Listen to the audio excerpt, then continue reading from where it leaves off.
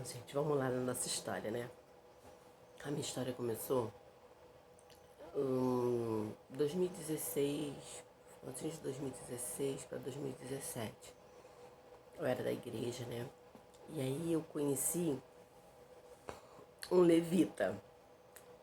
Ai, eu tô na igreja, tem um levita muito lindo lá na igreja, né? Ele tocava violão. E aí foi aquela paixão, né? Fiquei apaixonada por ele, achei ele lindo. Aí eu falei, eu tenho que namorar com esse levita, é o amor da minha vida. É de Deus, então eu vou casar com ele. Aí eu fui, sabe como é que é crente, né? Crente primeiro, antes de começar a namorar, tem que orar, tem que fazer jejum, tem que subir o monte, tem que fazer propósito, tem que falar com o pastor e tudo mais, né? Isso aí leva quase um ano pra começar a namorar. Tu fez isso? Não, eu não fiz isso. Eu pulei todas as etapas e aí comecei a conversar com ele, começamos a trocar mensagens e tal. Aí rolou. Eu, na época, tinha de 19 anos. 19 anos. Ele tinha 31. Então, assim, mais experiente, bom de lábia e tudo mais. Aí o que acontece? Começamos a namorar. O que eu fiz? Falei com a minha mãe. Falei, mãe, tô apaixonada. Aí ele falou pra ela que também tava apaixonado, que me amava, que eu era o amor da vida dele, coisa e tal. Aí a minha mãe falou pra mim assim, sai fora dessa, que ele é 7'1". Ele tem cara de 7'1". Eu, como uma boa filha, né, obediente, aquela coisa toda que fiz, namorei escondido, lógico, né? Aí começamos a namorar escondido. Namoramos escondido durante 2 meses. Ele começou, aí a gente começou a intimidade e rolou. Mas antes de rolar,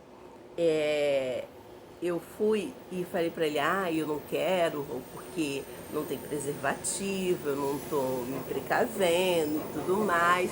Aí ele falou assim, não, eu vou cuspir fora. Eu, como uma bobinha, acreditei. Aí rolou, a gente fez e ele não cuspiu fora. Depois de 9 meses, eu vi o quê? O resultado do que eu escolhi. 2 meses de namoro, na minha primeira vez, fiquei grávida. Aí ele falou assim, o engraçado, que ele tinha falado assim, que eu conheci ele falou pra mim que trabalhava na Petrobras. Eu trabalho na Petrobras, ganho 2 mil e pouco. Ele tinha um carro, né? Não era o do ano, mas era um carrão. E aí eu falei assim, caraca, ele tem condições, pô, é de Deus mesmo, tem um carrão, trabalha na Petrobras, tem condições, então é nele que eu vou investir. Aí eu fiquei grávida. E você sabe que o povo da igreja, né? Quando fica grávida, não pode envergonhar a família. E aí a minha mãe falou que a gente tinha que casar. Não tínhamos condições de casar, mas aí teve um casamento comunitário, nós participamos e casamos. E assim, como ele trabalhava e final de semana ele falava que ia para casa da mãe dele, o que a gente fazia? Ele mandava eu ir procurar casa. Vai procurar casa. Aí ele falava, vai procurar casa pra gente alugar. Aí eu falei assim, tá bom, eu saí igual uma condenada no sol pra procurar casa pra gente alugar, pra quando a gente fosse casar ter uma casa. Enfim, ele não trabalhava na Petrobras, ele mentiu pra mim. A gente não tinha dinheiro pra alugar casa. E aí a minha mãe dividiu a casa dela com guarda-roupa no meio, o quarto dela com guarda-roupa no meio, para que a gente morasse. Aí botamos uma cama, um fogão, até ter condições de pagar um aluguel. Quero dizer para você que eu casei com ele, mas eu não queria casar, porque a ilusão já tinha acabado. Ele não era o amor da minha vida. Era só uma paixonite mesmo. E acho que era mais carne e a lábia dele. Que aí depois que tudo aconteceu, eu casei porque eu tinha que casar, porque era da igreja. Se não pudesse, eu não casava. Casamos.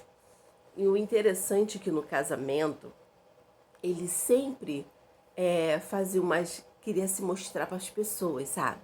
Queria se mostrar para as pessoas o tempo todo. Quando tinha reunião de família, ele sempre tirava um dinheiro assim na frente de todo mundo e me dava e falava assim, vai lá, compra o que você quiser, o que você precisa. Aí eu, bobinha, falava, guarda aí, depois eu pego. E o depois, quando eu ia pegar, ele falava, eu já gastei o dinheiro. Nunca me dava o dinheiro. Todos os finais de semana, ele ia para casa da mãe dele. Sempre estava lá na casa da mãe dele. Eu achava estranho, até mesmo como a gente namorava. Ele vivia na casa da mãe dele. Teve um final de semana que eu fui lá na mãe dele. Ele não estava. Eu não sei aonde ele estava. E aí já começou aquelas caraminholas na minha cabeça. Por que ele está mentindo? Por que ele fala que vai na mãe dele e não está na mãe dele? Será o que aconteceu? Aonde ele se enfiou? Aonde ele estava? Tá bom. Entrou essa conversa entre a gente. Teve um pouquinho de discórdias. Mas ele conseguiu me enrolar e eu acreditei. Mas toda vez que tinha reunião, festa, alguma coisa assim, ele fazia isso. Ele se mostrava querendo me dar dinheiro. Eu comentei com a minha mãe sobre essa atitude dele. A minha mãe falou assim, filha, quando ele te dá o dinheiro, você pega o dinheiro e guarda na mesma hora. Aí teve uma festa que estava lá na frente da parentela dele, da família dele. Ele falou assim, toma 100 reais. Eu fui, peguei os 100 reais, guardei. Naquele mesmo dia, a gente chegou em casa, eu guardei o dinheiro, né? Naquele mesmo dia ele falou assim, cadê o dinheiro que eu te dei? Aí eu falei pra ele, eu guardei o dinheiro que você me deu, você não me deu? Aí ele falou assim, não, me dá o dinheiro, porque assim, eu casei com ele, mas ele já tinha um filho. Me dá um dinheiro que eu tô sem, me dá o dinheiro porque eu tô sem dinheiro. Eu tenho que comprar leite pro meu filho. Eu falei que não ia dar, como a minha mãe falou. Ele quebrou a casa inteira.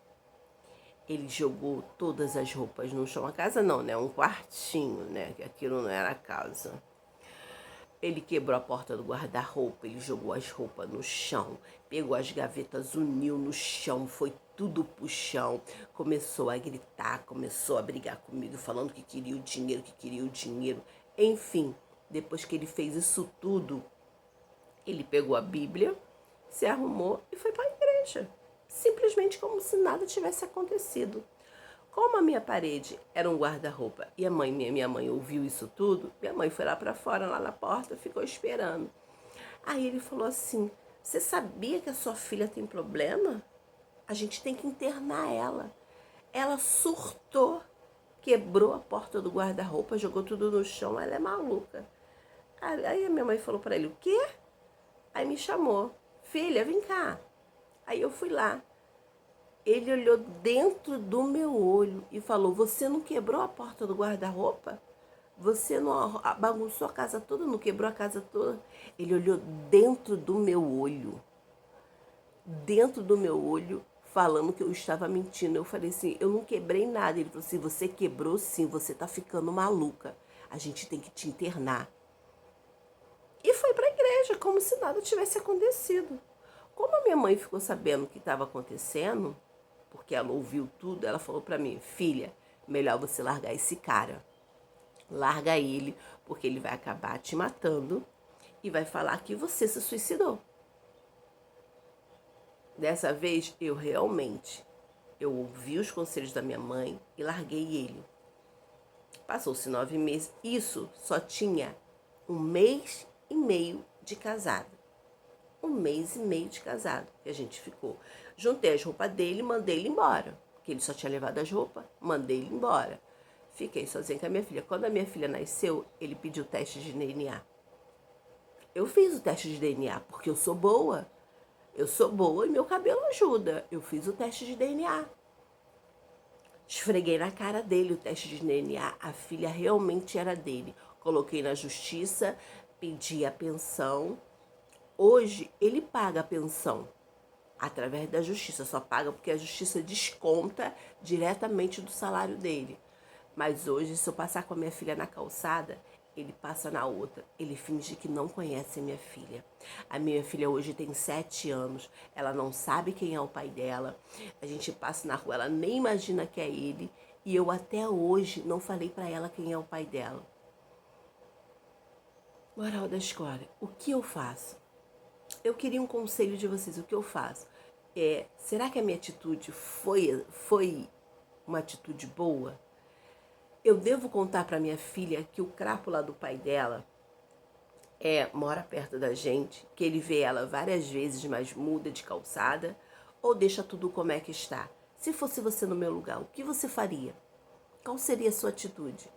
Porque assim, hoje ele nem olha na minha cara e eu tenho nojo de olhar para a cara dele. Mas eu tenho uma filha de 7 anos e ela não conhece o pai. E ele não faz questão nenhuma de ter intimidade de pai com ela. O que eu faço? Eis a questão. Eu fui trouxa 3 vezes. Essa é a minha primeira parte. A segunda parte vai ser quando esse vídeo tiver pelo menos no mínimo 30 likes. Quando ele tiver no mínimo 30 likes, aí eu conto a segunda parte. Tá bom? Então vamos lá, galerinha. Essa é a primeira parte da história dela. A primeira vez que ela foi trouxa. Então, assim, se o vídeo tiver 30 likes, dê o seu like já que você não deu até agora. Você deu o seu like. Se inscreva no canal. Se você é novo no canal, se inscreva no canal. Compartilhe essa história, que se você gostou e se identificou, compartilhou e conhece alguém que se identifica com essa história, compartilhe essa história, tá bom? E até o próximo vídeo, até a próxima história, até a segunda parte dessa história, de que eu fui trouxa 3 vezes e não aprendi na minha vida. Até o próximo Segredos Obscuros.